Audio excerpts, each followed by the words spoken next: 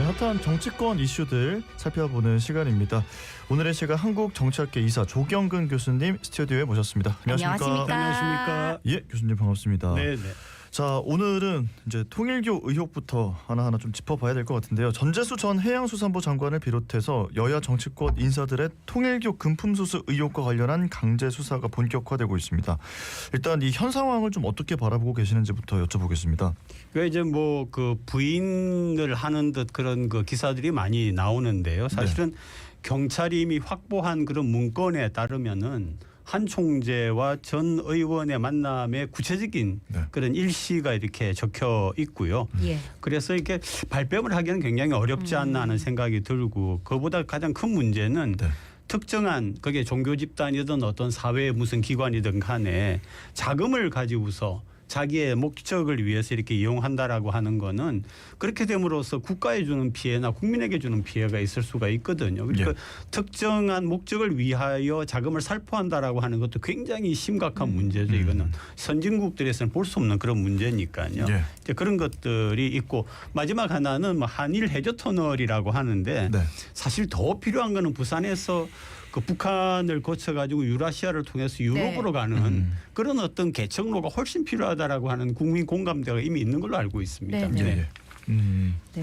이번 수사의 핵심 대상은 전재수 전 장관과 통일교 한학자 총재입니다. 관련 의혹을 둘러싼 언론 보도가 계속 나오고 있고요. 전재수 전 장관 측은 모두 반박하면서 지금 부인을 하고 있는 상황이지요. 우리가 뭐 여러 가지 뉴스나 사건들 보면은 아예 그랬습니다 하는 경우가 없잖아요. 없죠. 네, 이게 보다 뭐 그 빠져나갈 수 없는 어떤 그 증거가 나오지 않으면은 해당되는 기관이나 당사자는 항상 부인하기 마련이니까 지금 이제 본격적인 수사가 시작되는 단계에서 부인하는 것 자체는 어떻게 보면 뭐 흔히 봐왔던 그런 현상이다 이렇게 보고 있죠.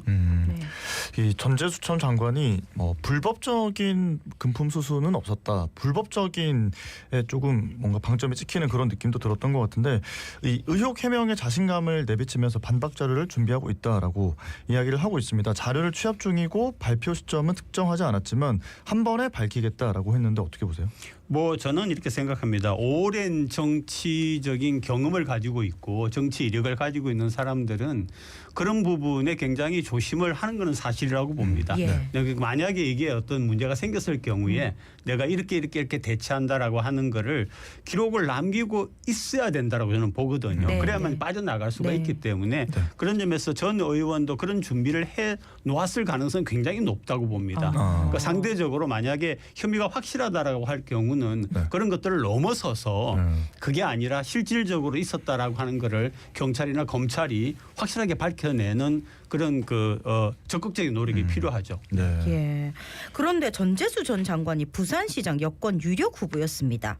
하지만 전 장관이 통일교 금품 수수 의혹으로 사퇴하면서 부산시장 선거가 혼돈에 빠졌는데 출마는 힘들 끼다, 정면 돌파를 통해 의혹을 벗으면 더 유리할 거다, 이렇게 의견이 지금 맞서고 있거든요. 저는 지금 부산 민심이 돌아가는 것을 들어보면은요, 의혹을 벗고 6.3 지방선거에 나서는 거는 굉장히 어렵지 않나. 이미 상당히 의심하는 그런 부분들이 이미 부산 시민들 사이에 사실은 이번 일이 있기 전부터 이런 그 뉴스가 나올 때부터 시작해가지고 계속해서 이렇게 의혹의 시선으로 보고 있었던 분들이 많기 때문에 나온다라고 하는 것은 굉장히 어렵지 않나라고 하는 건데, 그럼에도 불구하고 이제 전 의원 같은 경우는 이번에 이제 해양 수도라고 하는 부산이 원하는 큰 어떤 과제와 이렇게 연계를 시켜볼 때에 사실 이번에 그 전 의원이 해놓은 해양수도 해수부 이전 같은 거, 이거는 전재수 의원이 내세우는 공로라고 한다면 그 부분은 굉장히 크게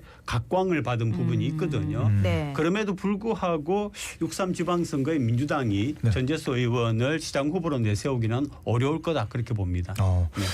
자, 지지율이나 뭐 인지도를 봤을 때 전 정 장관을 그대로 후보로 내세울 수 없을 것이다 이렇게 말씀을 해주셨는데, 그래서 다른 인물들도 거론이 되고 있습니다. 이재성 전 부산시당 위원장, 또 박재호 전 의원, 김영춘 전 해수부 장관, 더불어 범여권에서는 조국 혁신당의 조국 대표의 등판 가능성도 있다, 이런 분석이 나오는데 지금 민주당이 고민이 굉장히 깊을 것 같습니다.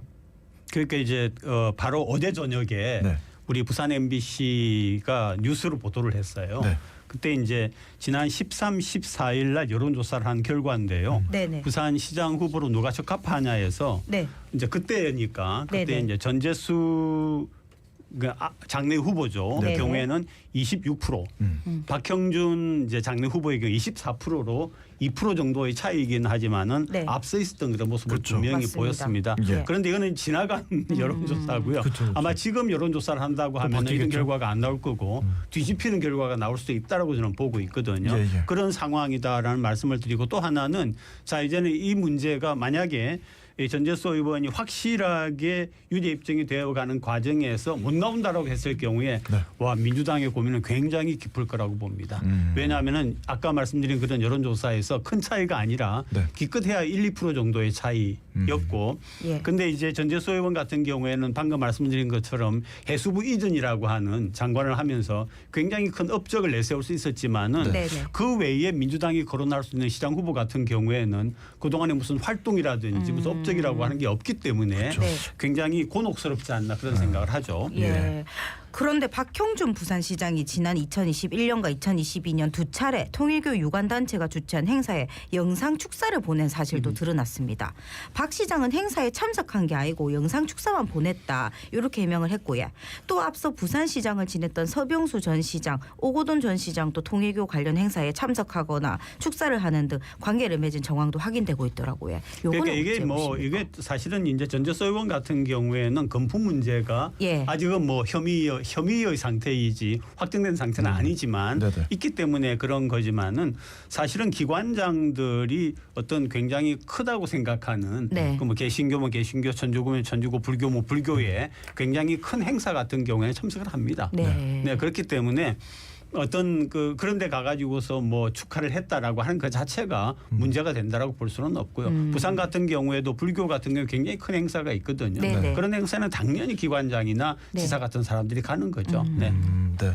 저희 통일교 관련 의혹이 이제 내년 6월달 지방선거까지 지속된다고 하면 부산 선거에는 좀 어떤 영향을 주게 될지 어떻게 예상을 하십니까? 아무래도 이게 계속 지속이 되고 전재수 의원의 의혹이 보다 명명백백하게 네네. 사실로 드러날 경우에는 방금 드린 말씀처럼 민주당은 그 다음에 다른 후보를 내세울 수는 굉장히 어렵지 않겠나 하는 생각이 듭니다. 네. 그렇게 된다고 하면은 박형준 시장으로서는 호재다라고 할 수가 있는데 단 한 가지 지금 남아있는 이슈가 가덕 신공항입니다. 네, 그렇죠. 네, 네. 가덕 신공항 같은 경우에 박형준 현 시장이 굉장히 공을 들이면서 이게 잘 되고 또 잘 되면 자기 업적인 것처럼 얘기를 그렇게 당연히 할 수밖에 없었는데 이 문제가 지금 굉장히 유예가 되지 않습니까? 그래서 네. 처음에 한 2년 정도 연장이 되더니 또 이제 최종적으로 또 연장이 되고 해 나가면서 그러면 상대적으로 볼 때 전재수 의원은 이 문제가 생겼지만은 해수부를 이전시켰다라고 하는 분명한 네. 업적이 있었지만 네, 네. 박형준 시장 같은 경우에는 시민으로부터 뭘 했는가 그동안에 네. 재선까지 하면서 이런 얘기가 나온다라고 볼 수가 있죠. 예.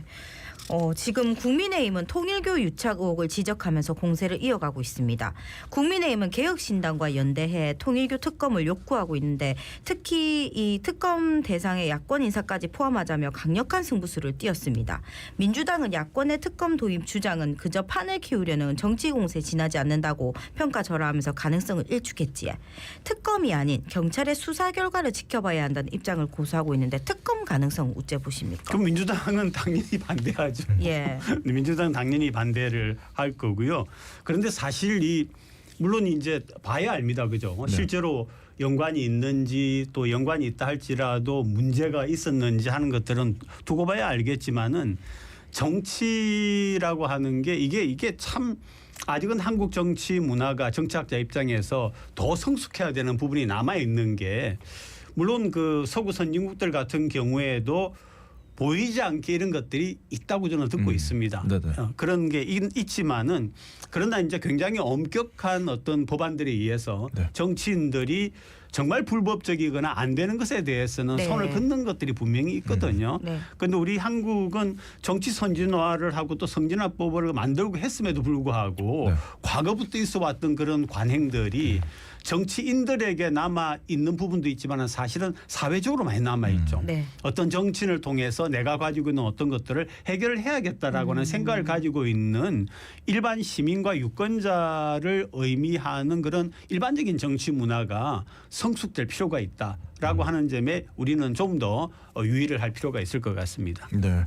자, 어제 송원석 국민의힘 원내대표가 통일교 특검법 준비를 마쳤다라고 하면서 개혁신당을 비롯한 야당과 곧바로 협의에 들어가고 조만간 공식 발의하겠다라는 입장을 밝혔는데요. 이 특검 법안이 국민의힘이 특검 후보 전원을 추천하는 내용이 들어가 있습니다. 국민의힘 역시 통일교 의혹에 연루돼 있다는 점을 고려했을 때 이게 향후 좀 쟁점이 되지 않을까 싶은데 어떻게 보세요? 근데 일단 그 지금까지 굉장히 수개월간 지속되어 온 소위 말하는 내란 특검. 네. 내란 특검이 굉장히 국민의힘으로서는 곤혹스러웠고 네. 또 6.3 지방선거가 한 5개월 정도 남아 있는데 거기에서 굉장히 부정적인 영향을 미칠 게 확실하거든요. 그럼 이걸 타개할 수 있는 방법이 있는가 하면은 사실은 새로운 정책을 내세운다든지 해가지고서는 내란이라고 하는 것에서 벗어나기가 굉장히 어렵습니다. 네. 그래서 국민의힘도 이 통일교와 어느 정도의 뭐가 있다라고 하는 얘기가 나오지만 네. 지금 현재로서는 확실하게 나와 있는 것은 이제 그 민주당 쪽이기 때문에 이걸 밀고 나가는 게 내란 특검의 분위기를 좀 상쇄해 나가면서 네. 뭔가 돌파구를 찾을 수 있다라고 분명히 저는 전략 선택을 했을 거라고 봅니다. 그런 점에서 아마 이 쌍특검 네. 그러니까 뭐 국힘이든 민주당이든 네. 이 통일교의 관계를 특검하자라고 해 나가는 것이 국민의힘으로서는 국면 전환이 필요하다고 봅니다. 네. 네. 내년 6.3 지방선거에서 국민의힘과 개혁신당 간 야권 연대 가능성이 통일교 특검법 공동 추진 등을 계기로 재점화되는 분위기인데 이건 어떻게 보십니까? 이게 이제 뭐 부산 같은 경우가 특히 그렇죠, 그죠? 네. 이게 보면은 과거에 사실은 민주당 쪽에 네. 거의 내줬던 그런 우리 역사도 있었거든요. 그렇게 볼 때에 굉장히 그 국민의힘이나 소위 그 뭡니까 보수 쪽에서는 예. 위기감을 갖고 있는 게 사실입니다. 그렇기 때문에 국민의힘 혼자 힘으로 하는 것보다 개혁신당의 이준석 대표의 개혁신당 같은 경우에는 그래도 아직은 그런 때묻은 측면은 없지 않습니까? 네. 그렇기 때문에 또 만약에 이준석 대표의 개혁신당에 놔준다고 하면은 이렇게 이야기할 수도 있을 것 같습니다. 국민의힘이 그동안 잘못한 부분이 있는데 앞으로는 안 그럴 거라고 생각하고 네. 만약에 그럴 수 있는 부분은 우리 개혁신당이 앞서서 그런 것들을 처리해 나가면서 네. 부산시를 위한 부산 시민을 위한 그런 어떤 정책들과 정치를 해 나가겠다라고 할 수 있다고 저는 보거든요. 네, 네. 그렇게 본다라고 하면은 현재와 같은 내란 특검이 가지고 있는 굉장히 부정적인 이미지를 벗을 수 있는 또 다른 어떤 대안이 있을까? 또 다른 방법을 통해서 6.3 지방선거를 준비할 수 있을까라고 하는 측면에서 본다고 하면은 아마 거의 그 유일한 하나의 방법일 수도 있다라는 생각이 드는 거죠. 예, 예. 자, 이렇게 오늘 첫 번째 이슈로 통일교 의혹과 관련된 이야기들 풀어봤고요. 내란 특검과 관련된 이슈 살펴보겠습니다. 내란 특검이 180일간의 수사를 마치고 수사 결과를 발표했습니다. 민주당에서는 우선 내란 특검의 성과를 긍정적으로 평가를 하면서도 국민들의 의구심은 여전히 남아있다라는 지적을 했고요. 반면에 국민의힘은 조은석 특검이 증거 없는 내란몰이로 끝났다 이렇게 비판했습니다. 교수님 어떻게 평가하십니까? 뭐 증거 없는이라고 말하기는 좀 어렵지 않아요? 예. 굉장히 많은 저는 직간접의 그 증거들이 나왔다라고 생각을 하고요. 네. 그리고 우리 이 자갈치 방송에서도 여러 번 이야기를 했지만 윤 전 대통령이 네. 분명히 그 거대 그 야당이긴 하지만 정치적으로 풀었어야 되는 문제입니다. 네. 이게 정치라고 하는 거는 그때 제가 이렇게 언급을 했죠. 두 개를 주고 하나를 얻더라도 네. 타협을 해 나가는 게 정치다. 네. 내가 힘을 얻을 때까지는. 근데 느닷없이 계엄이라고 하는 걸 통해서 대한민국을 사실 수렁에 빠뜨린 거죠 지금. 네. 우리 한국이 뭐 대외적으로 뭐 수출이라든지 경제라든지 민생이라든지 개혁이라든지 할 일이 굉장히 많은데 이 긴 기간 동안 이런 거 내란 특검을 통해서 해 나오는 것 자체가 굉장히 큰 문제라고 생각을 하기 때문에 네. 이 문제를 깔끔하게 처리를 해 나가는 것이 민주당을 비롯한 어느 정당도 어느 정권이 들어서더라도 이런 일이 없게 하는 하나의 초석을 까는 거다. 그런 생각이 듭니다. 그런 의미가 저는 있다고 봅니다. 예. 네. 민주당은 수사기간이 종료되는 3대 특검을 보완하기 위한 2차 종합특검 가능성을 열어뒀습니다. 통일교 관련 의혹이 터지면서 민주당 셈법도 좀 복잡해진 것 같습니다. 네. 그런데 뭐 피할 수 있겠습니까? 네. 만약에 이 내란 특검을 해 나가면서 만약에 어느 쪽에서든 자 이거는 그 뭡니까 그 통일교 의혹에 특검을 하자 예. 또는 이걸 다루자라고 했을 때 피하는 게 우스운 거죠.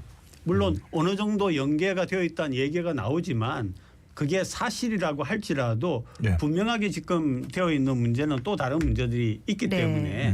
때문에 피하지 않고 정면 돌파를 해 나가는 방법을 선택할 거다 저는 그렇게 보고 있습니다. 예.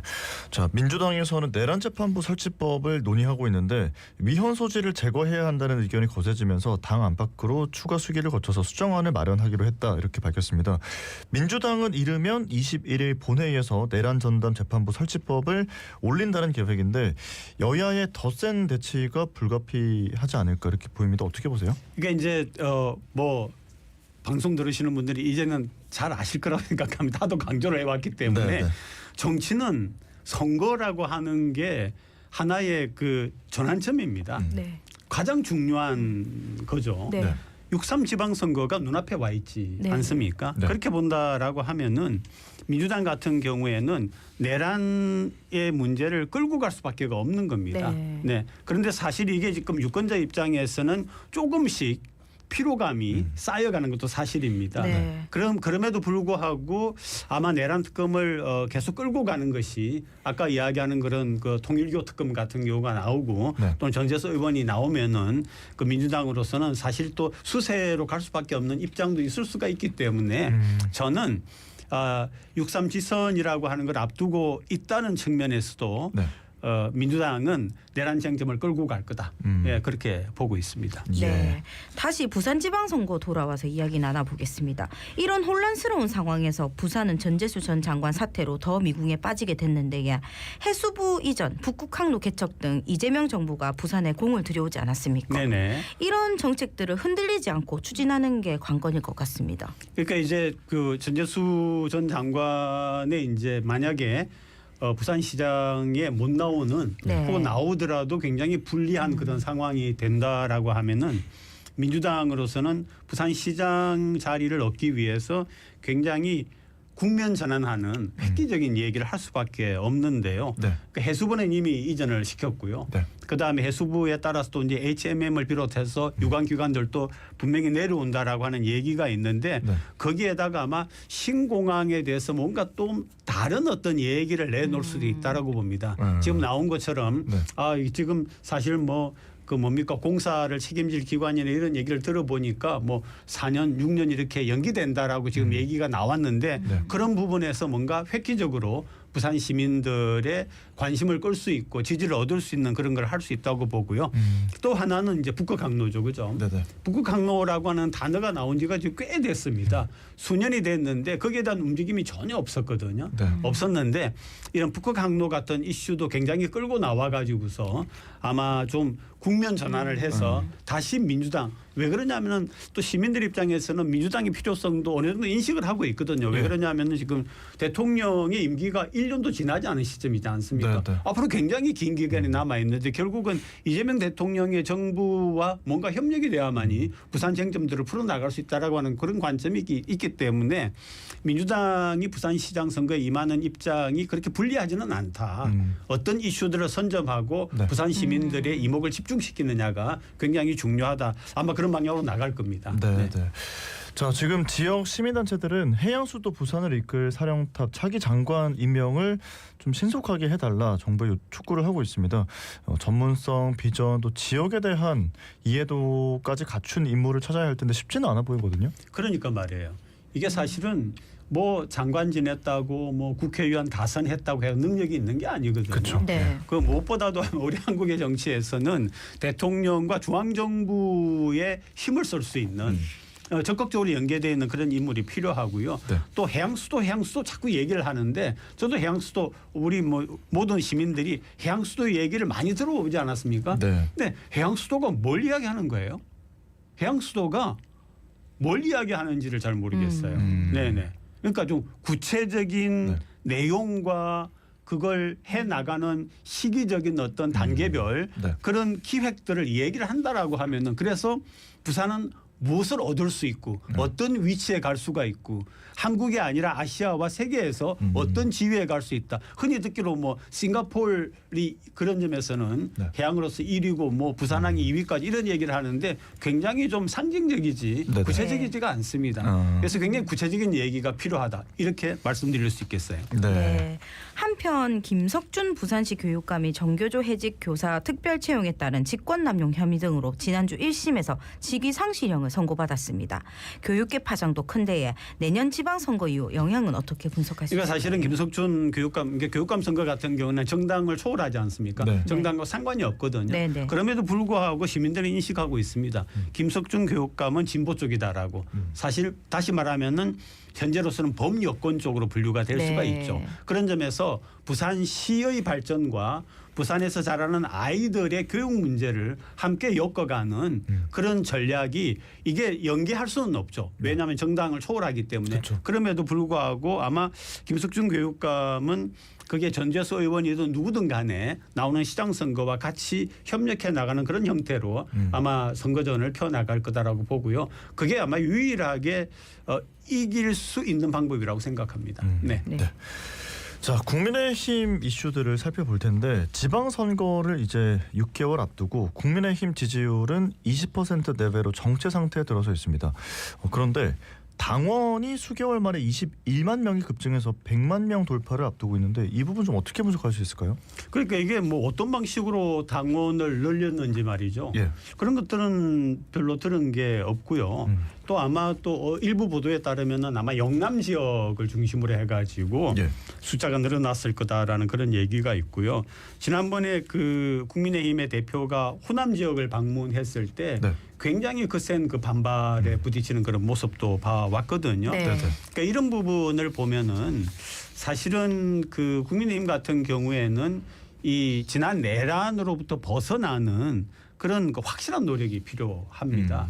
그러니까 뭐 당명을 바꾸겠다. 사실 국민의힘 당명 바꿔가지고 무슨 효과가 있습니까? 그렇죠. 다 알기 때문에. 예, 그 정당의 내용 자체가 바뀌어야 되고요. 또 이제 안에서도 그런 그 반대가 나오고 있습니다만은 뭐 일 개인을 두고서 하는 얘기는 좀 그렇습니다만 그래도 공인이기 때문에 네네. 당대표 같은 경우에는 완전히 수구 보수의 그런 모습을 보이니까 이건 확장이 아니라 계속 쭈그러들 수밖에 없는 그런 모습이거든요. 네네. 그래서 국민의힘 같은 경우에는 그런 당대표를 바꾸든지 네. 하는 모든 면에서 국민의힘은 혁신하지 않으면은 지선에서 굉장히 어려울 거다. 부산이 이제 뭐 보수세가 강하고 이거는 자칫 잘못 들으면 좀 기분 나쁜 얘기인데 부산은 노인 인구가 많기 때문에 네. 뭐 저도 뭐 거기에 속한다고도 볼 수 있습니다만 연령에 따라서는 그런 것들에 기대어 가지고 부산에서는 그래도 국민의힘이 의석을 좀 얻지 않겠느냐 이렇게 이야기할 수 있는 큰 오산이라고 저는 생각을 하고요. 네. 확실하게 다시 말씀드리면 국민의힘은 당 자체가 바뀌어야 된다. 네. 네. 내용과 또 앞으로 나가는 방향성과 전체가 그냥 환골탈퇴를 해야 됩니다. 그러지 않으면은 유권자들 국민들의 마음을 얻기가 어렵고 그건 부산도 마찬가지라고 저는 보고 있습니다. 네. 네. 자, 다음 이슈 보겠습니다. 역대 정부 최초로 전 국민에 실시간 생중계되는 업무 보고를 두고 각종 해석과 논란이 이어지고 있습니다. 여기에 대해 대통령이 직접 그 취지를 밝혔는데 국정이 국민에게 투명하게 공개돼야 국민 중심 국정 운영이라는 게 말에 그치지 않고 제대로 될 수 있다 하고요. 한편 기강 잡기, 공개적 망신 주기로 비칠 수 있다 하는 우려가 나오게 됐는데 교수님은 요 시도 어떻게 봤습니까? 저는 뭐 이재명 대통령이 잘하고 있는 것에 대해서 잘하고 있다라고 과감하게 이야기합니다. 굉장히 저는 긍정적으로 봤습니다. 네. 왜냐하면은 행정 관료를 불러놓고 네. 거기에 이제 국장이든 뭐 장관이든 차관이든 불러놓고 사실은 그동안 있었던 관행들, 네. 네. 안일하게 해 나간 그런 혹은 행정 편의적으로 해 나간 혹은 무사인을 안일해 나간 걸 강력하게 질타하는 그런 모습은 굉장히 보기가 좋았고요. 네. 이제 그게 실질적으로 기강을 잡는 그래서 국민을 위한 행정을 할 수 있는 그런 걸로 이어질 필요성은 있습니다만 또 두 번째로는 대부분의 지적이 민생이었습니다. 네. 그리고 이제 국민들과 상관되는 그런 부분이었고요. 어떻게 보면은 아니 뭐 책 속에다가 현금을 뭐 이런 것들이 중요한 게 아니고 얼마나 세세한 부분까지도 챙기느냐라고 하는 것을 보여줬기 때문에 저는 이번에 대통령의 이런 그 질타 또는 공개적으로 이런 그 생중계까지 해 나가는 거는 네. 물론 뭐 보기에 따라서는 약간 좀 그런 측면이 있지 않느냐. 옛날 그 정치인들 단어에 빌리면은 뭐 쇼 같지 않느냐라고 하는데 그렇게 볼 사람도 있지만 저는 그렇게 보지 않습니다. 왜냐하면은 이런 어떤 획기적인 변화를 통해서 네. 뭔가 달라지는 게 있고 나아지는 게 있다면은 저는 그게 더 훨씬 값어치가 있다라고 생각을 하고 이런 부분은 당분간 보여줄 필요가 있고 지금 있었던 부서뿐만 아니라 여러 부서들도 다 불러가지고 다시 말하면 대통령이 자리에만 앉아 있지 않다는 거 아닙니까? 네. 세세하게 들여다보고 있다는 거 아닙니까? 근데 이런 것들은 장관들을 휘어잡을 수가 있고 또 실무자들을 휘어잡을 수 있기 때문에 굉장히 의미 있는 그런 하나의 네. 생중계였다 그렇게 봅니다. 네, 그러니까 뭐든지 안 하는 것보다는 해보는 게 낫다. 네. 새로운 시도는 해볼 필요가 있다는 말씀이신 것 같습니다. 오늘 말씀 여기까지 듣고 보내드리겠습니다. 고맙습니다. 고맙습니다. 네, 고맙습니다. 네, 지금까지 한국정치학회 이사 조경근 교수님과 함께했습니다.